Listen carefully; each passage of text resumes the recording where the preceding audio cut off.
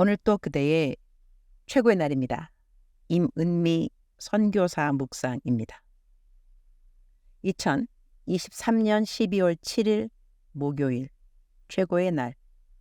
칭찬은 누구 앞에서 어떻게 해야 할까? 사무엘상 19장. 얼마 전 기독교 신문에 나에 대한 이야기가 실렸다. 내가 오늘은 묵상을 길게 할 시간이 없어서 내 묵상을 지금까지 읽으면서 이 묵상을 매일 적은 저자인 내가 혹시라도 궁금해하실 분들이 있을 것 같아 그 기사를 그대로 옮겨본다. 너무 긴 부분은 좀 줄이려고 한다. 글을 적은 기자는 김수연 기자이다. 제가 사는 곳이 아프리카 차밭 리무르인데요. 현지 꼬마들이 저를 보면 유니스 목이 터져라 제 이름을 부르며 반겨요. 아이들이 저에게 달라는 건 아무것도 없어요. 하지만 제 아내는 얘네들 신발이 없으니 신발을 사주어야지. 밥을 한 끼 먹는데 하루에 빵을 사줄까? 라는 선한 생각이 계속 들어요. 여러분이 기도할 때 주여 부르짖으면 하나님 마음에 감동이 됩니다. 하나님도 여러분에게 다 주고 싶으세요. 여러분의 필요를 왜 모르시겠어요? 3분 남짓 이 같은 짧은 메시지로 유튜브 조회수 13만 회를 넘기며 큰 은혜를 선물한 주인공 유니스는 바로 아프리카 케냐 임은미 선교사이다. 59세 여의도 순복음교회 파송.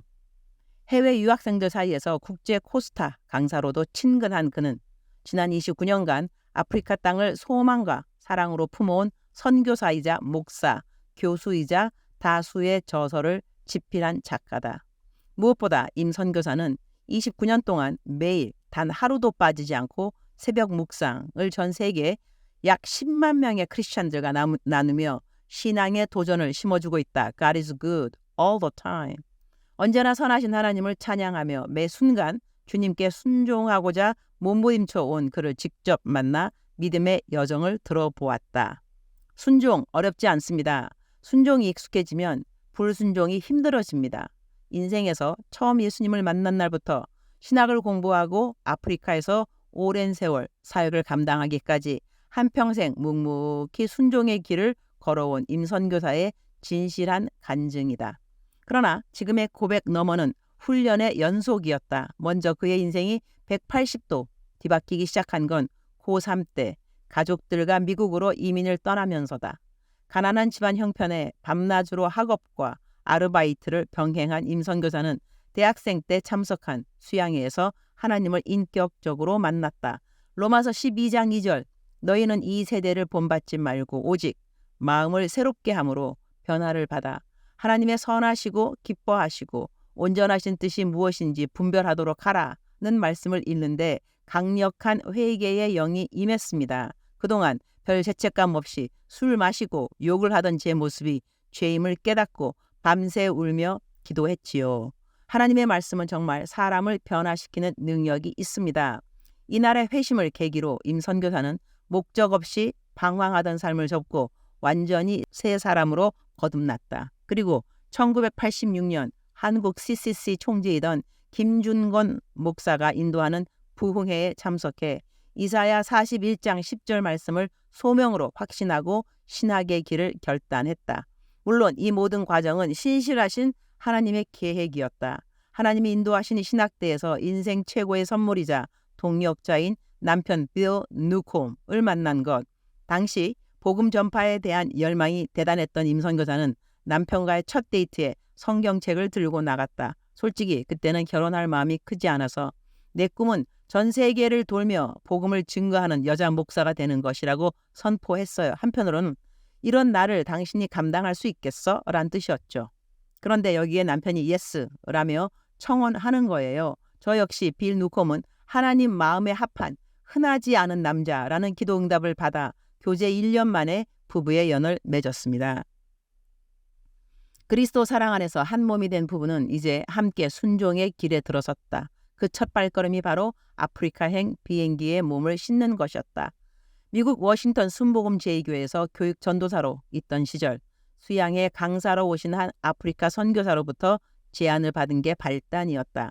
아프리카 선교사로 와달라는 초청에 사실 우리 부부는 노라고 답하기로 입을 맞추었어요. 그런데 그 선교사님과 헤어지기 직전 셋이서 기도를 하는데 남편이 대뜸 하나님 뜻이면 케냐를 가겠다는 겁니다. 나중에 대체 왜 그랬냐고 물었더니 사람이 변덕스러운 건 안 좋지만 하나님의 종이 불순종하는 건 더 안 좋은 것이라고 대답해서 결국 결심하게 됐죠. 그러나 말처럼 쉬운 결정은 아니었다. 마침 신혼이라 이사한 아파트에 새로 장만한 가구들 그리고 젊은 나이에 안정적인 목회지를 전부 내려놓고 케냐로 떠나야 하는 현실에 잠시 갈등도 일었다. 이런 임선교사에게 하나님은 따뜻한 위로를 부어주셨다. 우리가 가진 모든 걸 팔고 아프리카에 가기로 남편과 작정한 뒤 산책을 나섰어요. 그런데 하늘을 바라보니 별들이 반짝반짝 빛나는 거예요. 반대로 눈을 돌려본 고층 빌딩들은 참 허무하게 느껴졌죠. 세상 부귀 영화에 아무런 미련 없이 떠나도록 해주신 하나님의 은혜였어요. 임선교사의 헌신에는 더 이상 망설임이 없었다. 1994년 파송을 위해 잡힌 여의도 순복음교회 고 조용기 목사와의 인터뷰에서 그는 아프리카는 위험한 곳인데 괜찮겠느냐는 질문에 이렇게 답했다. 신학교 다닐 때 어느 교수님이 하나님의 뜻이 있는 곳이 가장 안전하고 하나님의 뜻이 없는 곳이 가장 위험하다고 말씀하셨습니다. 저는 지금 케냐에 가지 않으면 위험합니다. 아프리카 땅을 밟은 임선교사는 34살 나이에 나이로비 국제신학대학원 니스트 최연소 그리고 최초의 여성 교수로 부임했다. 신학교육이 마땅치 않은 곳에서 예비 목회자와 교역자를 양성하는 이 귀한 사역을 그는 무려 9년 동안 기도로 감당했다. 당시 강의를 위한 영문 참고 서적만 16권이었어요. 나도 다 이해 못하는 걸 어떻게 가르칠까 싶었지만 기도밖에 답이 없었죠. 그런데 놀랍게도 기도를 하면 학생들의 질문들이 꼭 전날 제가 관심을 갖고 준비한 내용이었어요.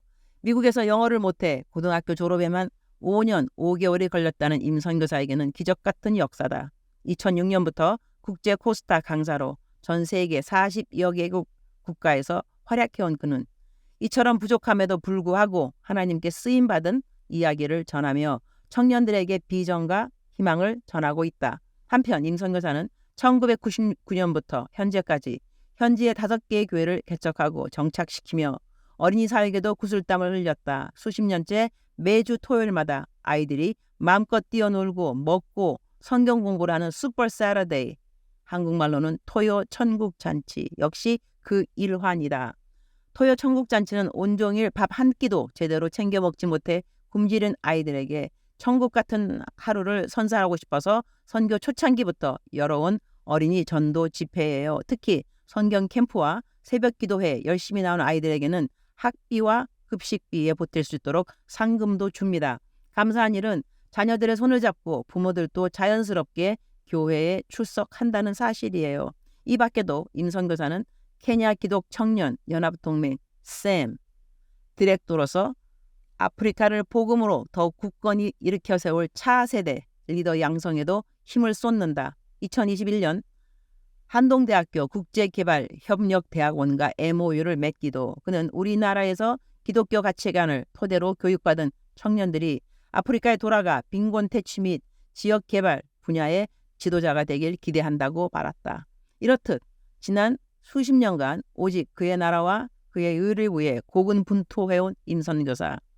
기나긴 세월만큼 고난의 무게도 상당했을 터 종족 전쟁이 일어나 마을이 피바다를 이룰 때부터 남편 빌 누콤이 괴한에게 납치되는 등 목숨을 위협하는 아찔한 상황도 마주해야 했다. 심지어는 현지 목회자들에 의해 교회의 소유권이 넘어간 적도 있었다. 임선교사는 그때 딱 한 번 사역을 그만두고 싶다고 생각했었다며 그래도 주민들이 우리 부부를 대신해 들고 일어나 교회를 되찾아 주어서 큰 위로를 얻고 고비를 넘겼다고 회상했다. 그는 아프리카 케냐는 치안이 좋지 않다.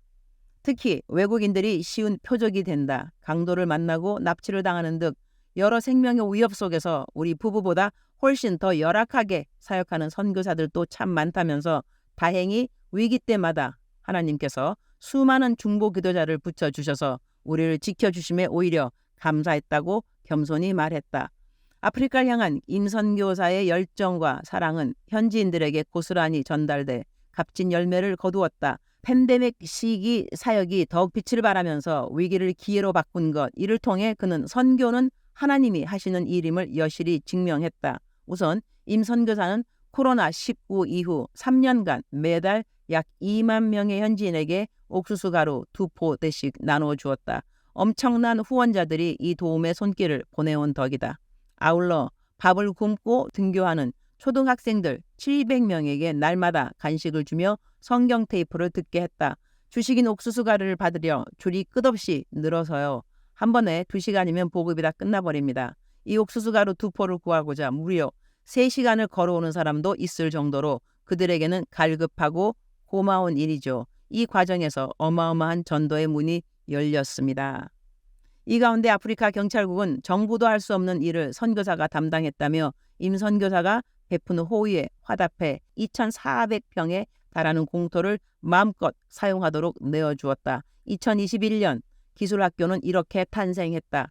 청소년들의 자립성을 강화할 목적으로 세운 기술학교는 미용, 제빵, 용접, 재봉 등 10개가량의 클래스를 운영 중이다. 지금까지 1,400명이 수학했다. 예수님을 믿는 기술자들이 되어서 세상의 빛과 소금이 될 수 있도록 이곳에서 성경 공부는 단연 필수이다. 공터에는 놀이터, 축구장, 농구장, 자전거길 등 아이들이 즐겁게 뛰어놀 공간도 조성했다.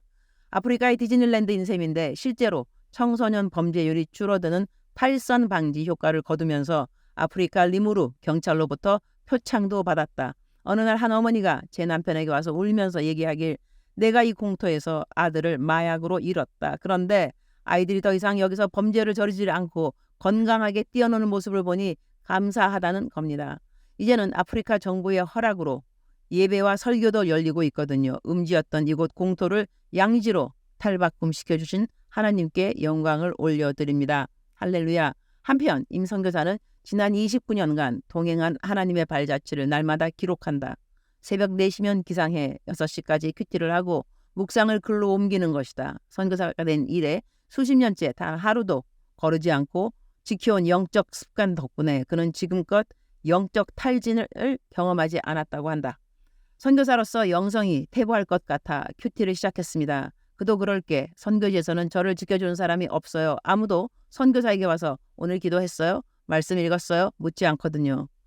저도 선교지에서 별의별 일을 다 겪었지만 날마다 큐티로 새 힘을 얻어 여기까지 올 수 있었습니다. 큐티는 훈련이 아니라 하나님과의 사랑이에요. 그의 묵상은 매일 오전 임 선교사의 유튜브 채널과 개인 사역 홈페이지 그리고 카카오톡 등 다양한 소통 창구를 통해 10만 명의 성도들에게 공유된다. 개인 상담도 쏟아지는 가운데 간증도 속속 생겨났다. 어떤 이는 벼랑 끝에서 생을 마감하려다 그의 큐티를 보고 마음을 돌이켰다. 최근에는 교도소 안 재소자들에게도 전해지는데 그 수가 800명에 이른다. 이들 사이에서 전도가 일어난 것, 재소자들과 1대1로 매칭된 평신도들은 기꺼이 임선교사의 큐티를 편지로 써서 붙이고 중보하는 일을 자원한다. 이른바 프리즌 리바이버 사역이다. 임선교사는 큐티의 목적은 기승전 복음 전파라며 살아계신 하나님의 말씀이 나뿐만 아니라 세상의 많은 이들에게 동일하게 역사하심에 큰 은혜를 느낀다. 나의 큐티를 통해 천하보다 귀한 한 영혼이 예수님을 믿고 변화되는 역사가 일어나길 간절히 바란다고 소원했다. 꽤 길었죠.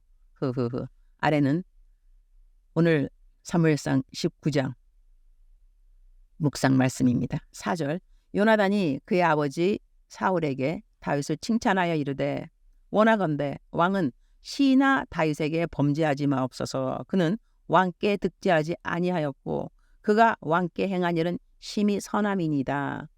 사울 왕은 다윗을 향해 질투와 시기심을 갖고 있었기에 다윗을 죽이려는 시도를 한 것이 한두 번이 아니다. 그러한 사울 왕에게 사울 왕의 아들인 요나단이 다윗을 칭찬하면서 다윗에게 왕은 범죄하지 말라고 한다. 다윗을 변호하는 요나단의 모습이 적혀있는 성경 구절이다. 그런데 나는 이때 요나단이 한 대화법이 지혜롭지 않았다고 생각한다. 요나단이 한 말은 진실된 말이었지만 그 말이 다윗을 구할 수 있는 말은 사실 아닌 것이다. 사울이 다윗을 죽이고자 하는 이유는 그를 향한 시기와 질투 때문이었다. 그러한 사울 앞에서 다윗의 칭찬을 한다는 것은 사울이 요나단 앞에서 어떻게 대답하는지 간에 사울의 마음은 다윗을 향하여 호전적으로 변하기는 어려운 상황인 것이다. 내가 싫어하는 사람을 내 앞에서 칭찬하는 사람에 대하여 우리는 어떠한 생각을 갖게 되는가? 칭찬하는 그 사람마저도 미워지지 않는가? 성경에는 우리가 대화할 때 듣는 사람에게 소용이 되는 대로 말을 하라라고 한다. 즉슨 내가 대화할 때 나랑 마주하고 대화하는 듣는 사람이 누구인가를 잘 구별해야 한다는 것이다. 내가 말을 함으로 말미암아 내 말을 듣는 사람에게 소용이 되어야 한다는 말이란 듣는 사람을 세워주는 말인 것이다. 내 원수에 대한 칭찬이 그 사람을 세워주는 말이 될 리는 없다. 상황을 정확히 판단하고 내가 해야 하는 말을 잘 구별해야 한다는 것이다. 주님, 오늘 또 최고의 날입니다. 우리는 누구 앞에서 누구를 왜 칭찬해야 하는지 그것을 아는 지혜도 필요한 것 같습니다. 우리는 서로 대화를 하면서 매일 살아갑니다. 우리의 대화법에 성경적인 지혜가 있기를 기도합니다. 칭찬을 해야 하는 시간도 판단을 해야 하는 시간도 하나님의 시간과 하나님의 방법이 필요한 것을 기억하게 하여 주옵소서. 요즘 저의 모든 멘티들이 매일 작정서 점수 100점을 맞는 자기 훈련에 최선을 다하는 모습이 참으로 대견하기 짝이 없습니다. 사실 그렇게 열심히 안 해도 다들 신앙생활 잘하고 있는 멘티들이지만 작정들을 하고 더더욱 신앙생활에 탄력과 최선을 다하는 모습이 참으로 보기 좋습니다. 선의의 경쟁, 역시 멘토인 저로서는 흐뭇한 모습이 아닐 수 없습니다. 우리 모든 그리스도인들도 적당히 편안하게 신앙생활하는 모습보다는 좀 더 긴장하고 좀 더 주님을 기쁘게 그리고 이웃을 기쁘게 살아가는 모습을 주님께 보여주면 좋겠다 하는 생각을 하게 되네요. 주님 사랑합니다. 주님 감사합니다. 오늘 또 우리 주님 저를 보시면서 하루 종일 기쁘시면 참 좋겠습니다. 작정서 점수 100점. 사랑하는 그대여, 사랑하는 그대여. 오늘은 정말로 묵상이 길었습니다. 오늘 묵상 사실 앞에 저희 기사에 대한 것은 좀 자르고 안 들어도 괜찮습니다. 일단 출석을 부르겠습니다. 사랑하는 그대여, 사랑하는 그대여. 오늘 또 그대의 출석을 부르고 있습니다. 대답하셔야죠. 오늘은 묵상이 길었기 때문에 그대를 축복하고 마치도록 하겠습니다. 사랑하는 그대여, 사랑합니다. 사랑하는 그대여, 축복합니다. 오늘 또 하나님과 동행하는 그대, 그대의 날은 최고의 날입니다.